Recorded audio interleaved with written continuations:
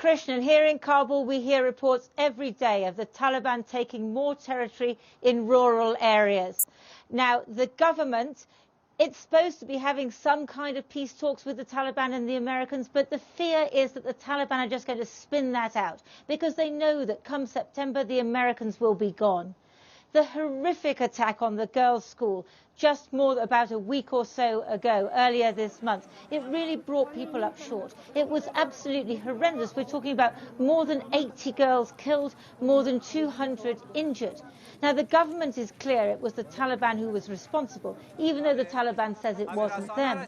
And so that raises the question, how can you do a deal with people like that? How could you possibly let them into government? But if you don't, then the war continues, and then there's a danger that they may just come in and take over again. No wonder Afghans are afraid. What can you say to God when your sister has been killed? She was just a teenager. From the hilltop graveyard where they buried the girls of Syed al-Shuhada school, you can see Kabul spread out. As September the 11th and the US withdrawal approaches, the city is full of dread. It's not only the families who are visiting the graves. The killing of the schoolgirls has come to symbolize many Afghans' fear of the future. Are you worried about what will happen when the Americans leave in September? I think when they're going to leave Afghanistan, that is going to happen some disaster here, you know. They have to save the life of American soldiers. And they don't have the right to play with our lives. Some girls have returned to the school. On May the 8th, when those attending in the morning were walking out and those ready for the afternoon shift were walking in, the first of 3 explosions detonated. The Taliban denied the attack, but these are Hazaras, whom the Talibs hate because they're Shia Muslims and because they're girls, eager to live on their own terms. کلگی 4 طرف تیت شدن کسایی طرف باز زیادتر دختر طرف قلاینه رفتن باز دمو انتحاری دوم زیادتر شاگردا دم انتحاری دوم برابر شدن طرف مکتب می خدایاد مومی از پیش همون جایی که حادثه شده تیر میشیم خدایاد می بیز سخت است خب بازم فراموش کردنش سخت است یک ذره وقت در بر میگیره مقصد ما می مقصد درس خود ادامه میدیم. It's easier to repair damaged buildings than damaged minds. The school principal is overseeing the operation. 2 girls have shown up hoping to attend lessons. We're making your school beautiful again, she tells them. Then you can come back. The schoolgirls weren't born when the Taliban ruled Afghanistan in the late 1990s, banning girls' education and stoning women to death for adultery in the Kabul stadium. The girls think they're unstoppable, but the US withdrawal makes their lives more precarious. The teachers are counting the casualties. 85 killed, 231 injured. They have visited every family.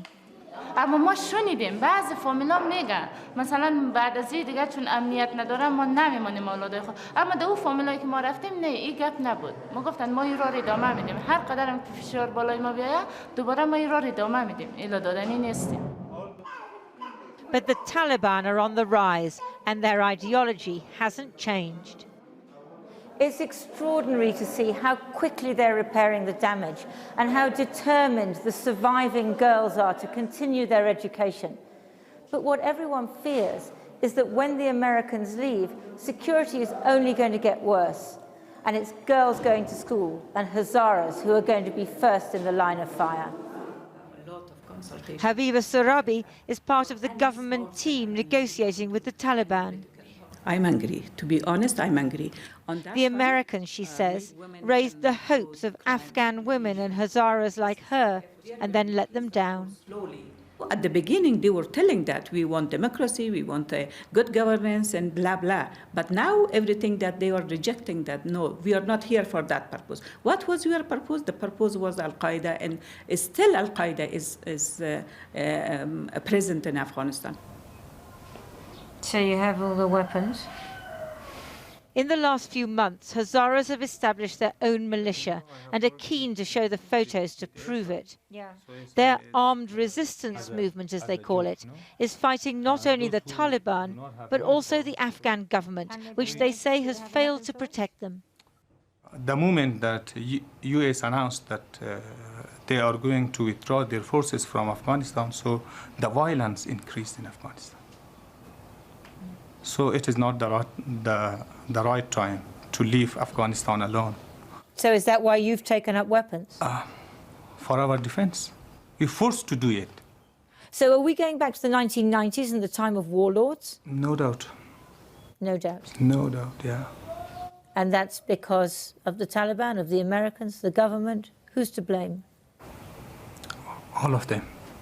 You can blame all of them. Kabul is outwardly peaceful, but the Taliban is seizing territory ever closer to the capital. And the Hazaras are not the only ones who say they'll protect themselves because the government has let them down. Several girls are still being treated in hospital. Marzia Mehran Ali is in acute pain as she's taken for an operation on her legs. Sadiqa Mahmoudi is badly burnt. Her ambition reflects the Afghanistan she has known in her 18 years. She wants to be a journalist. I want to be strong. And what does your family think? What does your family want? I want to be a doctor in the future. Your family think you should be a doctor? Yeah. But you don't want? No, I don't. Why not? I think it's very boring. Hazara teenagers killed in a previous school attack are buried here. They too argued with their parents and dared to dream of being journalists or doctors, of getting an education. An ill wind is blowing through Afghanistan, and it brings good only to those who would achieve their aims through violence.